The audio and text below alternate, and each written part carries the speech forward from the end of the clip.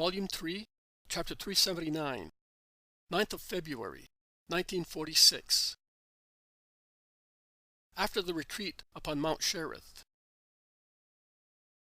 It is occasionally possible to catch glimpses of parts of the Dead Sea, which lies to the south of the place where the apostles are with the Master, from a group of mountains, which seem intent on rising more and more.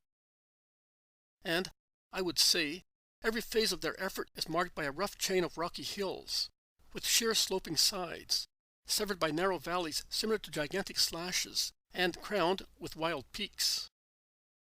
It is not possible to see the Jordan and its peaceful, fertile valley, or Jericho, or other towns. One can see nothing but mountains rising towards Samaria, and the gloomy Dead Sea through the narrow gorge between two acuminated mountains.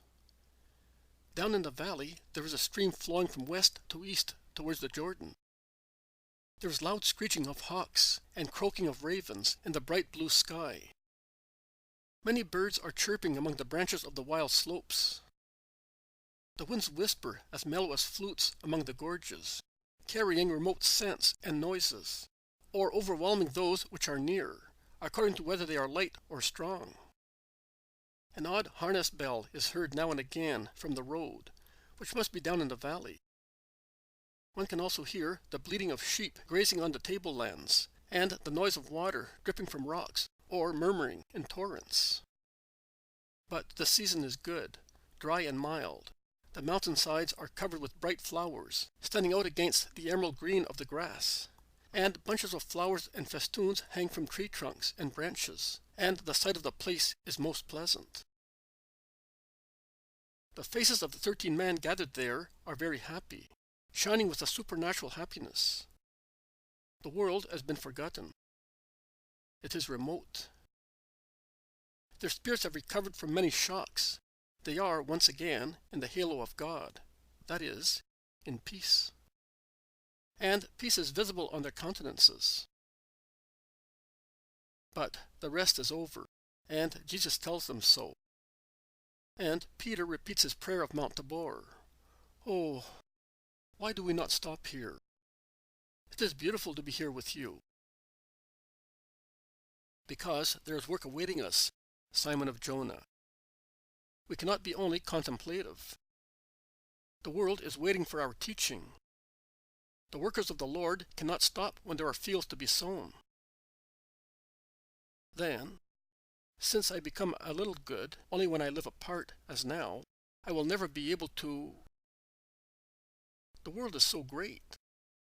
How shall we be able to work at all, and then concentrate on you before dying? You will certainly not work at all. It will take hundreds and hundreds of years. And when a part has been worked, Satan will go there to spoil what has been done. It will thus be a continuous work, lasting until the end of the world. Well, then, how shall I be able to be ready to die? Peter is really depressed. Jesus reassures him, embracing him, and says, "You will have time. It does not take long.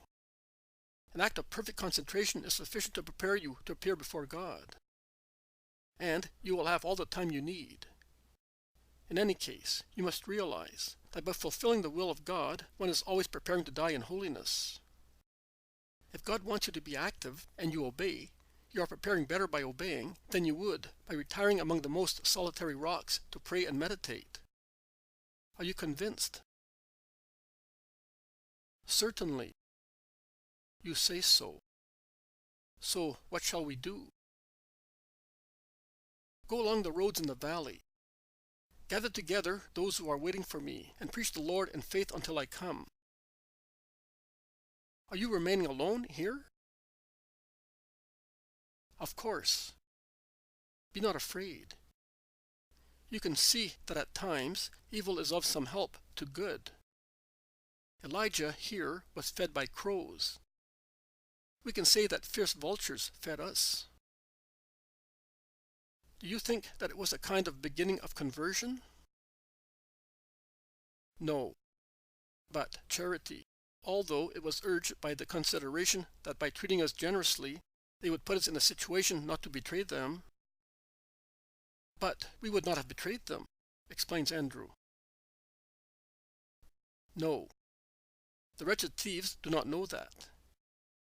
There is no spiritual feeling in them, laden as they are with crimes. Lord, you were saying that charity... What were you going to say? Asks John. I wanted to say, the fact that they treated us charitably will be rewarded, at least among the better ones. The conversion, which did not take place now, may work slowly, but it can take place.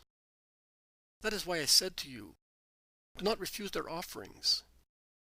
And I accepted them, although I smelt the stench of sin in them. But you did not eat any. But I did not mortify the sinners by rejecting them. They had initial good feeling. Why destroy it? That torrent down there, does it not originate in the spring that trickles from that crag? Always remember that. It is a lesson for your future life, when I shall no longer be among you. If, in your apostolic travels, you should come across criminals, do not behave like Pharisees, who despise everybody, and they do not consider that they should despise themselves first, corrupt as they are. But approach them with great love. I would like to be able to say with infinite love. Nay, I say so. And that is possible, although man is finite, limited in his acts and actions. Do you know how man can possess infinite love? By being so united to God as to be all one with God. Then, as the creature disappears in the Creator, it is the Creator who really acts, and he is infinite. And my apostles must be like that, all one with their God, through the power of love, which is so close to the origin as to dissolve in it.